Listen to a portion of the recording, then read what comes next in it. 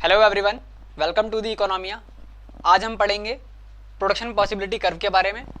Last class में हमने पढ़ा था central problems of an economy chapter 2। उस दिन हमने हाफ चैप्टर पढ़ा था। आज हम पढ़ेंगे बाकी का। तो हमारा नेक्स्ट टॉपिक है production possibility curve and central problems. Central problems के बारे में हम जान चुके हैं। अब सेंट्रल प्रॉब्लम्स के बाद हमारा टॉपिक आता है production possibility curve. Production possibility curve होता क्या है? Production possibility curve is a curve showing different possible combinations of two goods which can be produced with available resources. The construction of PPC is based on these assumptions. Resources are given resources are fully and efficiently utilized and the technology remains constant. देखो production possibility curve होता क्या है? Production possibility curve एक दो goods का combination होता है जिनके बेस पे हम प्रोडक्शन करते हैं, और वो भी हमारी रिसोर्सेज के बेस पे। हमें एक मिनिमम रिसोर्सेज गिवन है, जैसा कि हमने पढ़ा कि हमें एक रिसोर्सेज गिवन है, उन रिसोर्सेज के साथ हमें किसी दो चीज़ों का प्रोडक्शन करना है। इसको हम बोलते हैं प्रोडक्शन पॉसिबिलिटी कर्व। यानी कि विद इन गिवन रिसोर्सेज हम कैसे दो गुड्स का प्रोडक्शन कर सकते हैं और किस किस तरीके से कर सकते हैं, और वहाँ पे उनके कुछ अजम्पशंस हैं। पहला अजम्पशन है अगर जो हमें रिसोर्सेज है वो गिवन दी हुई है तो।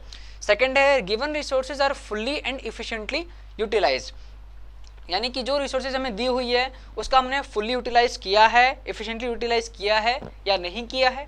And third one is that technology remains constant, उसकी टेक्नोलॉजी कांस्टेंट होनी चाहिए, यानी कि या तो लेबर इंटेंसिव हो या फिर कैपिटल इंटेंसिव हो, कोई भी एक टेक्निक उनकी क्या है, कांस्टेंट होनी चाहिए। आइए देखते हैं प्रोडक्शन पॉसिबिलिटी कर्व कैसे बनता है। तो देखिए यहाँ पे मैंने बनाया है प्रोडक्शन पॉसिबिलिटी शेड्यूल। कुछ लोग इसको शेड्यूल भी पढ़ते हैं और कुछ लोग स्केड्यूल भी पढ़ते हैं, दोनों ही प्रोनाउंसिएशन ठीक है। वैसे स्केड्यूल होता है। यहाँ पे देख लीजिए गुड्स प्रोडक्शन पॉसिबिलिटीज। यहाँ पे हमारे पास दो गुड्स हैं, एप्पल लैक्टन्स एंड व्हीट ऑल्सो लैक्टन्स। प्रोडक्शन पॉसिबिलिटी में देख लीजिए हमारा ए है, बी है, सी है, डी है और ई है। जब हम ए की प्रोडक्शन 100 लाख टन करते हैं एप्पल की, तो हमारे पास व्हीट कितनी है, 0। ऐसे ही जब हम प्रोडक्शन पॉसिबिलिटी कर्व में बी प्रोड्यूस करते हैं, तो बी अगर हम 90 लाख प्रोड्यूस एप्पल करते हैं तो हमारा जो व्हीट है वो 10 लाख ही प्रोड्यूस होता है। और जब हम सी में जब हम एप्पल को 70 लाख टन प्रोड्यूस करते हैं तो हमारा व्हीट जो है वो 20 होता है। एज इट इज़ डी जब हम 40 करते हैं तो 30 व्हीट हो जाता है हमारा। और जब ई हम एप्पल को 0 करते हैं, यानी कि जब हम व्हीट को 40 लाख टन प्रोड्यूस करेंगे तो हमारा एप्पल क्या है, ऑटोमेटिकली 0 हो जाएगा। अब ये कैसे होता है देख लीजिए। यहाँ मैंने बनाया है प्रोडक्शन पॉसिबिलिटी कर्व। देखिए जब हमारी प्रोडक्शन एप्पल की थी 100 तो व्हीट की कितनी थी, 0। आफ्टर दैट जब हमारी प्रोडक्शन हुई 90 तो व्हीट की कितनी हुई, 10। एज इट इज़ 70 20 40 30 एंड जब हमने व्हीट को प्रोड्यूस किया 10 लाख तो हमारी एप्पल की प्रोडक्शन हुई 0।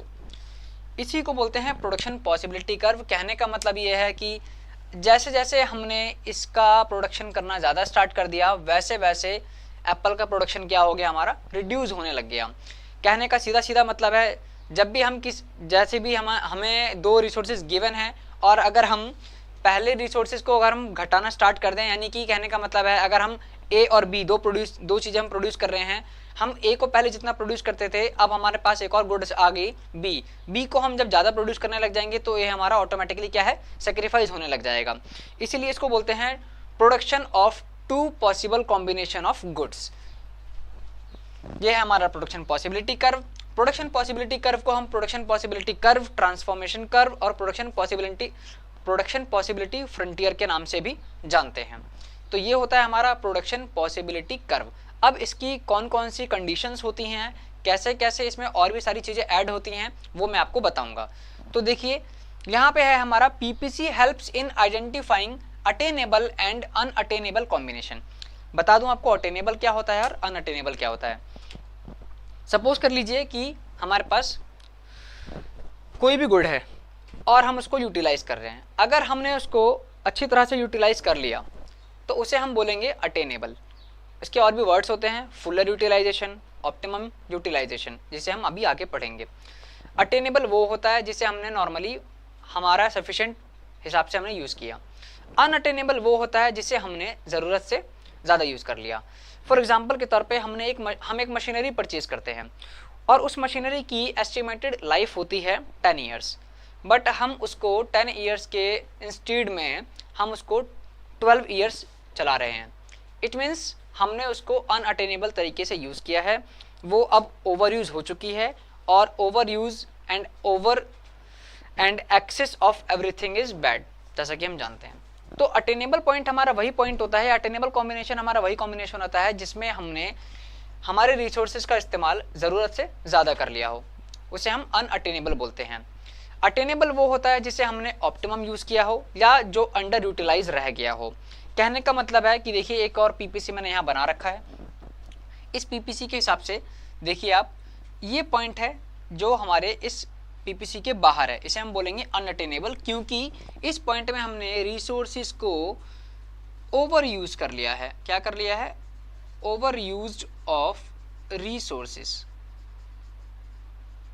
और यही पॉइंट अगर अंदर होता है तो उसे हम अटेनेबल बोलते हैं या अंडर यूटिलाइजेशन बोलते हैं। यही पॉइंट अगर हमारा यहाँ पर होता है तो इसे हम, अभी मैं बताता हूँ आगे क्या बोलते हैं। अब देखिए हमारा फोर्थ टॉपिक है। फोर्थ टॉपिक क्या है? PPC and under utilisation resources. देखिए यहाँ पे भी मैंने एक और पीपीसी बनाया है, ये हमारा पॉइंट ए है, ये हमारा पॉइंट ई है, ये हमारा पॉइंट एफ और जी है और ये हमारा पॉइंट पी है। देखिए जो पॉइंट अंदर है एफ और जी, ये हमारा है अंडर यूटिलाइजेशन। अंडर यूटिलाइजेशन का मतलब होता है हमने उस रिसोर्स को पूरा इस्तेमाल नहीं किया। कहने का मतलब ये है कि हमने कोई सामान खरीदा और उसकी एस्टिमेटेड लाइफ थी 10 साल, लेकिन हमने क्या किया, उसको सिर्फ 5 साल यूज़ किया और छोड़ दिया। फॉर एग्जाम्पल के तौर पे आज का ट्रेंड चल रहा है, हम कोई फ़ोन खरीदते हैं और उसकी एस्टिमेटेड लाइफ होती है 5 साल, लेकिन फैशन की वजह से क्या करते हैं, हम उसको 5 साल नहीं चलाते हैं, हम उसको 2 महीने या 2 साल में ही उसको चेंज करके जैसे ही कोई हमारा अपडेट मॉडल आता है हम उसको परचेज कर लेते हैं। This is called under utilisation.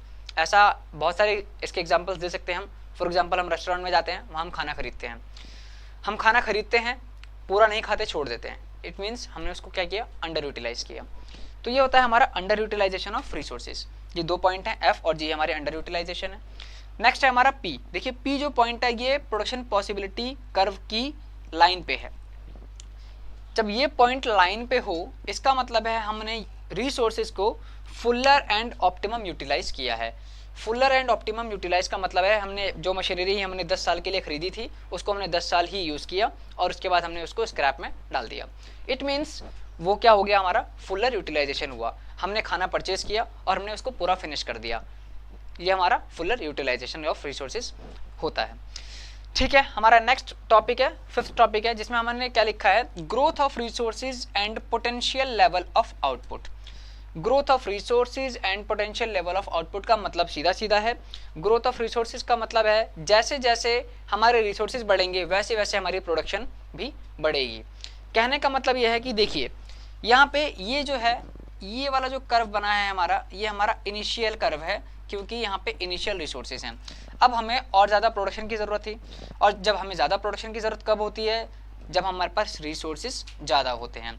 यहाँ पे देखिए यहाँ y है, यहाँ x है, दोनों के रिसोर्सेज बढ़ गए हैं, इसलिए हमारा क्या है, growth of resources and potential level of output भी क्या है, इंक्रीज हो गया है। ये होता है हमारा ग्रोथ ऑफ रिसोर्सेज। अब इसमें भी 2 कंडीशन आती हैं। एक कंडीशन आती है कि जब x को हम ज़्यादा प्रोड्यूस करते हैं और y को हम कम प्रोड्यूस करते हैं। दूसरी कंडीशन आती है जब हम y को ज़्यादा प्रोड्यूस करते हैं और x को कम प्रोड्यूस करते हैं। कहने का मतलब यह है कि किसी एक पर्टिकुलर चीज़ के लिए हमारे पास रिसोर्सेज बढ़ गए हैं तो सीधी सी बात है उसका प्रोडक्शन बढ़ जाएगा, और जिसके लिए नहीं बढ़े हैं उसका प्रोडक्शन एज इट इज़ ही रहेगा। ये हमारी पहली कंडीशन थी। दूसरी कंडीशन होती है टेक्निक। टेक्निक के बारे में आपने पढ़ाई है, labour intensive and capital intensive. Labour intensive में क्या होता है, जब हमें कोई चीज़, हम प्रोड्यूसर हैं और जब हमें कोई चीज़ सस्ती पड़ रही है, या कहने का मतलब ये है कि उसमें हमारी कॉस्ट कम लग रही है, तो हम क्या करते हैं, वही टेक्निक को चूज़ करते हैं।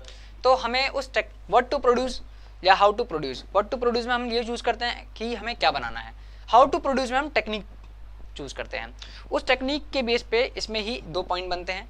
अगर हम लेबर इंटेंसिव टेक्निक यूज़ करते हैं तो इससे हमारी कॉस्ट बचती है, और अगर हम कैपिटल इंटेंसिव टेक्निक चूज़ करते हैं तो इससे हमारी इफ़िशियंसी बढ़ जाती है और हमारे काम की जो ग्रोथ है वो ज़्यादा स्पीड से बढ़ जाती है। ठीक है, तो ये था हमारा 5th टॉपिक। ये मैंने आपको पढ़ाया प्रोडक्शन पॉसिबिलिटी कर्व। अब इससे रिलेटेड कुछ क्वेश्चंस हैं जो हमेशा एग्जाम में आते हैं। Why does PPC slopes curve download, why is PPC concave to the origin, और भी बहुत सारे पॉइंट्स हैं हमारा अभी इसमें। इससे ही हमारी बहुत सारे क्वेश्चंस बनेंगे, इससे ही हमारी बहुत सारी और भी चीज़ें हैं जो हमारी क्लियर होंगी। और एक और बार बता दूं, पीपीसी हमारा होता है दो गुड्स का कॉम्बिनेशन होता है, जिसमें हम ये देखते हैं कि हम अगर किसी एक गुड्स को प्रोड्यूस कर रहे हैं तो दूसरी गुड्स कितनी और प्रोड्यूस हो सकती है या कितना और वो रिड्यूस हो सकती है। क्योंकि जब हम, सीधी सी बात है, जब हम एक गुड को प्रोड्यूस करेंगे तो दूसरी गुड ऑटोमेटिकली रिड्यूस हो जाएगी। उसका रीज़न ये है कि हमारे पास जो रिसोर्सेज हैं वो क्या हैं, गिवन है, और हमें गिवन रिसोर्सेज में ही दोनों गुड्स को प्रोड्यूस करना है। तो हम उसमें सिर्फ पॉसिबल कॉम्बिनेशंस देखते हैं कि गिवन रिसोर्सेज में उन दोनों गुड्स में से किन किन कॉम्बिनेशंस में वो ज़्यादा प्रोड्यूस हो पाएंगे या कम प्रोड्यूस हो पाएंगे। जैसा कि मैंने आपको अभी यहाँ पे स्केड्यूल के हिसाब से और कर्व के हिसाब से मैंने अभी आपको समझाया। ठीक है, अब हम पढ़ेंगे इसके बाद हमारा अगला टॉपिक है जो मैं आपको बताता हूँ। अगले टॉपिक का नाम है हमारा, तो हमारा नेक्स्ट टॉपिक है PPC and opportunity cost. What is opportunity cost? Opportunity cost क्या होती है? मैंने आपको ये लास्ट क्लास में भी बताया था।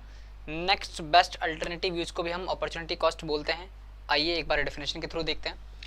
Cost of availing an opportunity in terms of other opportunity.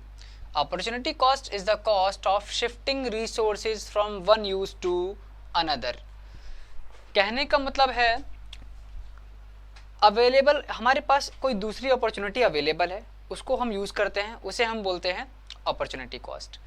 यानी कि हम अपॉर्चुनिटी 1 की जगह पे हम अपॉर्चुनिटी 2 यूज़ कर रहे हैं तो उसे हम बोलेंगे अपॉर्चुनिटी कॉस्ट, या एक हम बोल सकते हैं शॉर्ट फॉर्म में next best alternative use is also known as opportunity cost. यानी कि कोई भी हमारे पास एक दूसरा ऑप्शन है उसको हम अपॉर्चुनिटी कॉस्ट कहते हैं।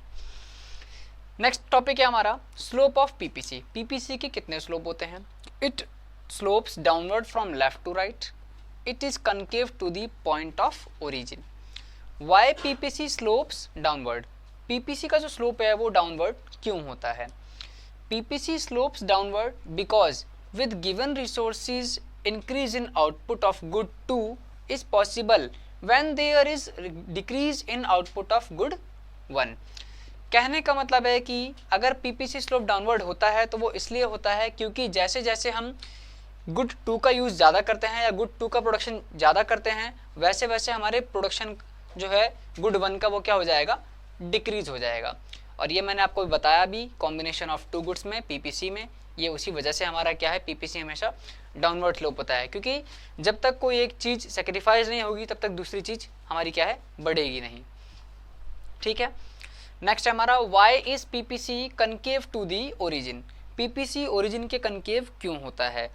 पहला पॉइंट है when a curve is concave to the origin it means that it has an increasing slope as we move along this curve from left to right. यानी कि जो हमारा कर्व है वो क्या है हमारा, या जो हमारा स्लोप है वो क्या है, लेफ्ट से राइट की तरफ शिफ्ट हो रहा है। और जब भी कर्व लेफ्ट से राइट की तरफ शिफ्ट होता है इट मीन्स क्या है कि वो क्या है, इंक्रीज हो रहा है। और जब भी इंक्रीज होता है तो हमारा पीपीसी हमेशा क्या होगा, कनकेव होता है, क्योंकि एक चीज़ रिड्यूस हो रही है तभी एक चीज़ आगे बढ़ रही है।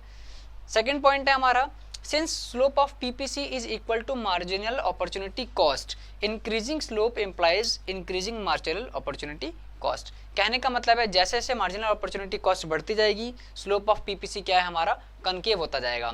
अब यहाँ पे मुद्दे की बात यह है कि मार्जिनल अपॉर्चुनिटी कॉस्ट होती क्या है, और उसकी वजह से हमारा एक नेक्स्ट क्वेश्चन भी आता है why does marginal opportunity cost tends to rise. सबसे पहले मैं आपको समझा दूँ मार्जिनल अपॉर्चुनिटी कॉस्ट होती क्या है।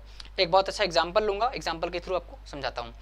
सपोज कर लीजिए कि एक आइलैंड है, उस आइलैंड पे सिर्फ फार्मिंग होती है और वहाँ पे कोकोनट की फार्मिंग होती है। एक आइलैंड पे जब कोकोनट की फार्मिंग होती है तो वहाँ पे जो बाकी चीज़ें हैं उनको क्या किया जाता है, इम्पोर्ट करके मंगवाया जाता है। वो सिर्फ वहाँ पे आइलैंड की ही, मतलब कि उस कोकोनट की ही वहाँ पे क्या है, फार्मिंग होती है, वो उसके लिए स्पेसिफिक है।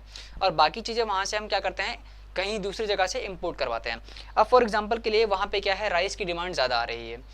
तो जब राइस की डिमांड ज़्यादा आ रही है और एक ऐसी कंडीशन आ चुकी है कि वहाँ पे क्या है, अब इम्पोर्ट नहीं होगा, तो वो क्या करेंगे कि जहाँ पे कोकोनट प्रोड्यूस करते हैं वो लोग, उसी जगह में थोड़ी सी ज़मीन पे वो लोग क्या प्रोडक्शन स्टार्ट कर देंगे, राइस का। तो मान लीजिए कि एक आइलैंड है, इसमें से 10 हेक्टेयर आइलैंड पे वो क्या करने लग गए, अब राइस का प्रोडक्शन करने लग गए। तो इससे हुआ क्या, कोकोनट का प्रोडक्शन थोड़ा सा कम हो गया। अब धीरे धीरे जब उनका इंपोर्ट राइस का बाहर से बंद हो गया था, तो उनको चावल की ज़रूरत ज़्यादा पड़ने लग गई।